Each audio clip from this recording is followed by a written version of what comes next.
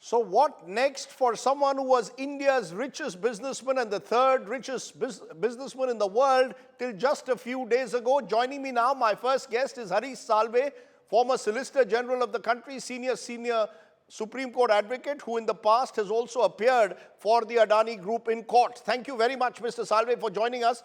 How do you see what has unfolded over the last few days, where shareholders of the Adani stock have lost more than $100 billion in market cap? There is a market meltdown that led to the cancellation of their FPO. Do you see this? Do you admit that this is a huge hit on the credibility and reputation of the Adani Group, and some would say by extension of the India story and the Modi story as well? See, Radhit, the point is you have to see what is going on in the world today. Believe me, nobody is happy at the fact that India has come out of the shadows and is making its presence felt in the world.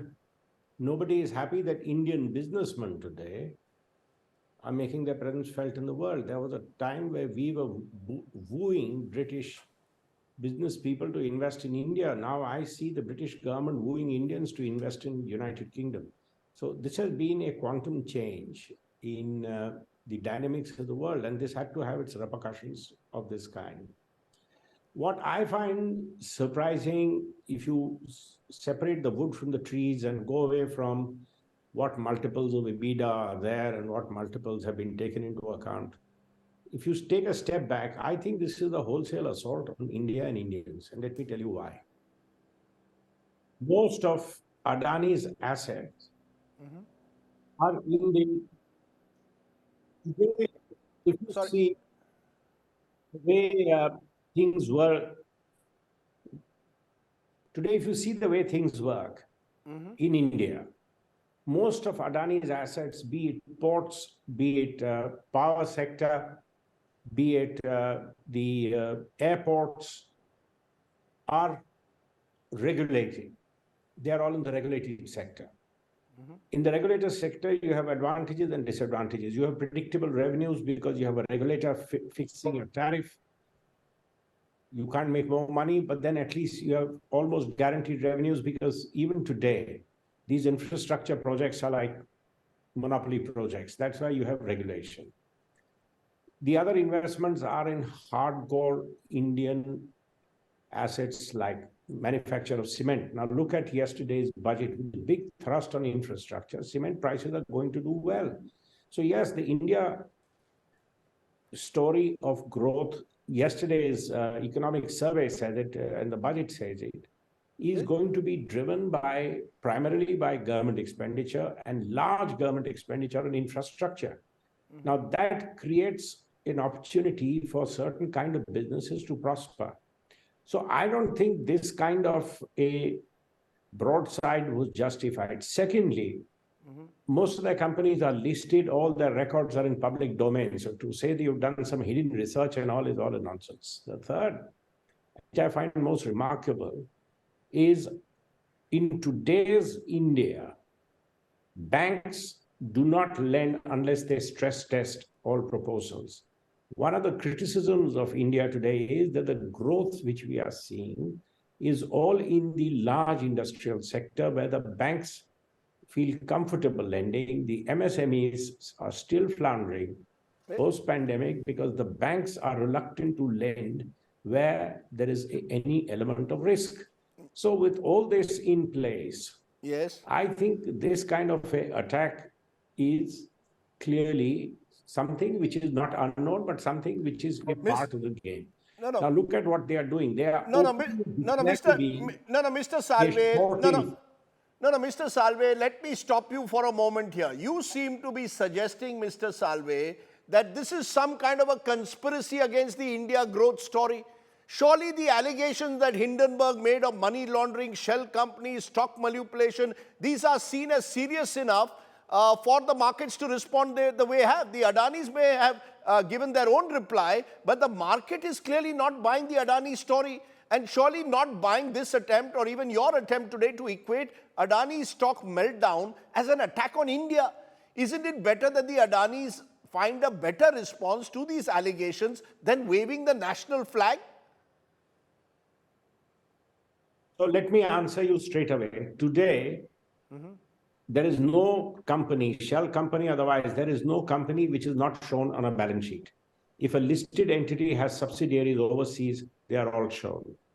If today Adani controls directly or indirectly stock in a listed company, has to be disclosed under and under SEBI regulations. It has to be disclosed and made public. So there is nothing which is hidden. So this whole hidden nonsense is first of all which you need to see. Money laundering you can allege against anybody. The important thing is these are shorting firms. Now you know what a shorting firm is. You sell a large chunk of shares, then you crash a company. So you sold the shares, which is say trading at $15, you sold the share at 12. So you have ready sales. Then you crash the share in this way. The share drops to 9. So you made a neat profit of 3 because your buyer is not going to buy at 12 when the market is trading at 9. If you see Hindenburg, they say we are a shorting firm.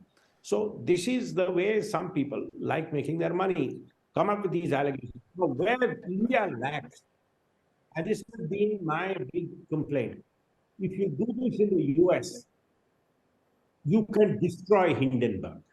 In India, we do not have the legal framework to take on a Hindenburg. No. You sue them for damages, Gautam's grandchildren will be fighting the case. No, but Mr. Salve, Hindenburg is therefore daring Gautam Adani and the Adani group to sue them in the United States. Hindenburg is saying to Adani that if you believe that the allegations we have made are malicious, malified, then sue us in the United States. I come back to it. The market at the moment seems to be not buying the Adani story. They are, like it or not, buying the Hindenburg story, Mr. Salve, and that needs the response. So let me answer that as a lawyer straight away. See, the market is going to buy anything bad which you say about people. Bad news is always good news. You're a journalist, you know that. Bad news sells best. But let me tell you, suing them in America, an American court will ask, if you sue them in England, today if I was to bring an action on behalf of Adani against them in England, the English judge would say, where is the impact felt most? Now the impact is felt most in India. So he'll say, that's your natural jurisdiction to sue.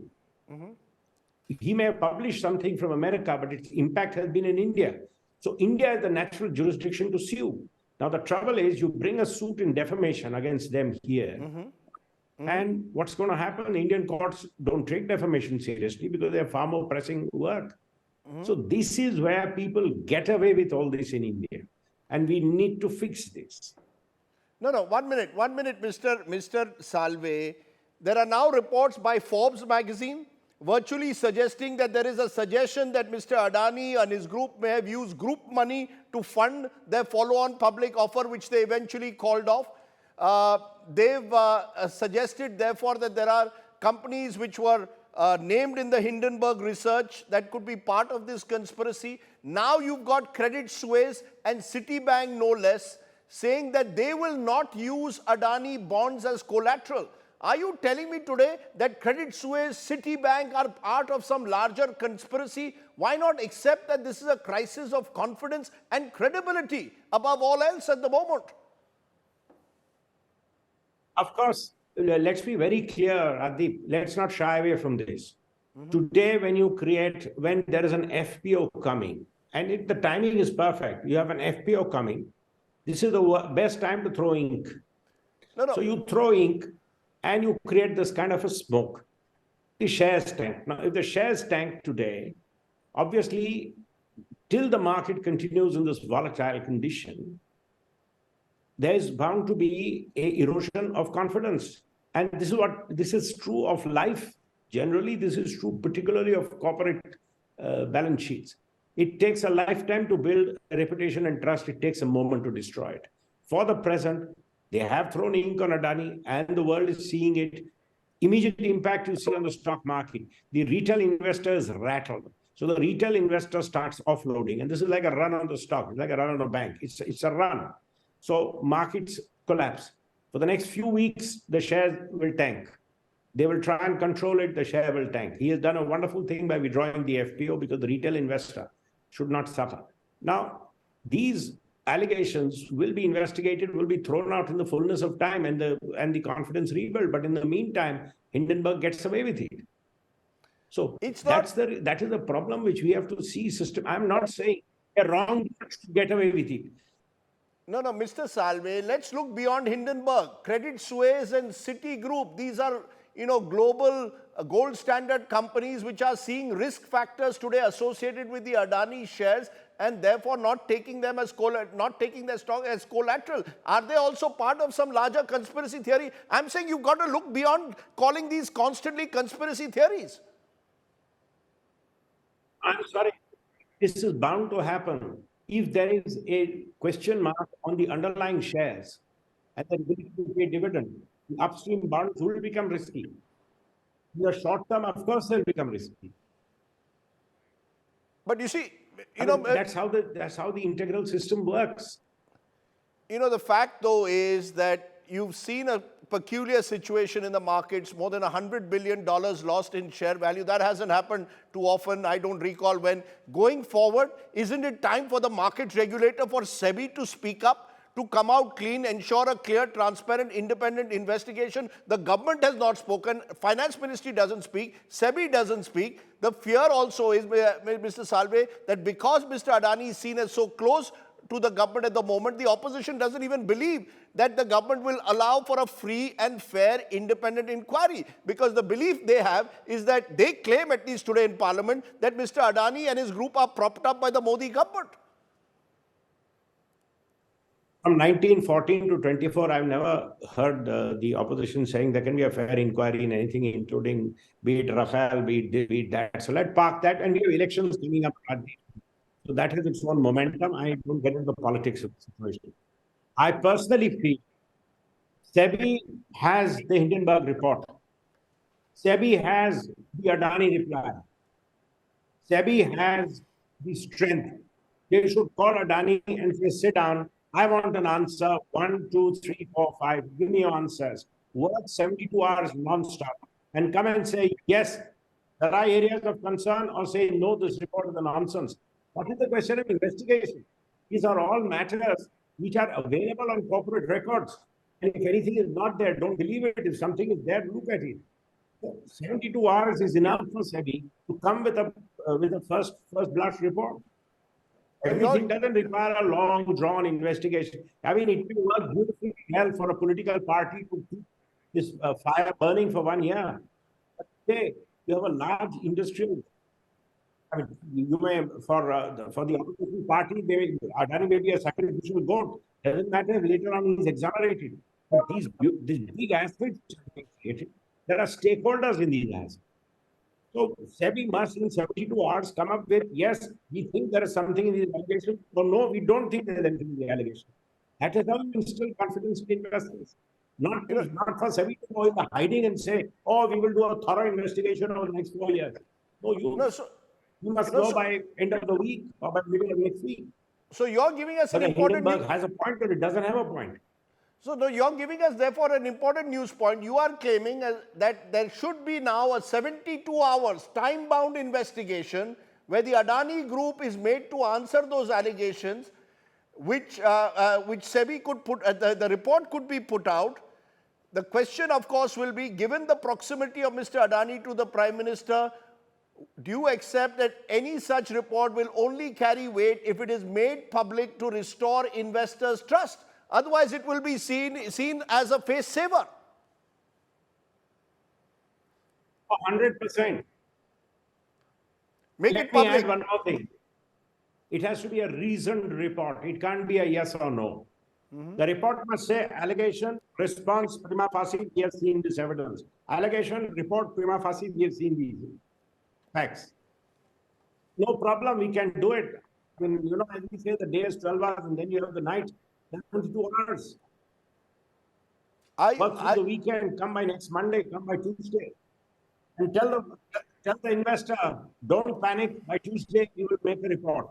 And tell you if there is any truth in any of the allegations, and to what extent and in which allegation. And I'm not saying you give a conclusive adjudication. But today, there is a list of allegations. Adani has given a point-by-point reply. Look at it. Because SEBI is meant to control markets and instill confidence in regulators in the market. And you are telling me that the Adani group is strong enough for it now to recover from what's happened in the last few days? Do you really believe that the Adani group has those kind of assets that it can actually go ahead and treat this as a bad dream only? Let me tell you very clearly, I am professionally involved with the Adani. So I will not say, I think it is. But let SEBI talk. I think they have an answer. But I have not investigated. I've not looked at it in detail. I've seen their point-by-point reply. They seem to have answers to it. Let SEBI sit down and have a look, and they are the best equipped to look at it.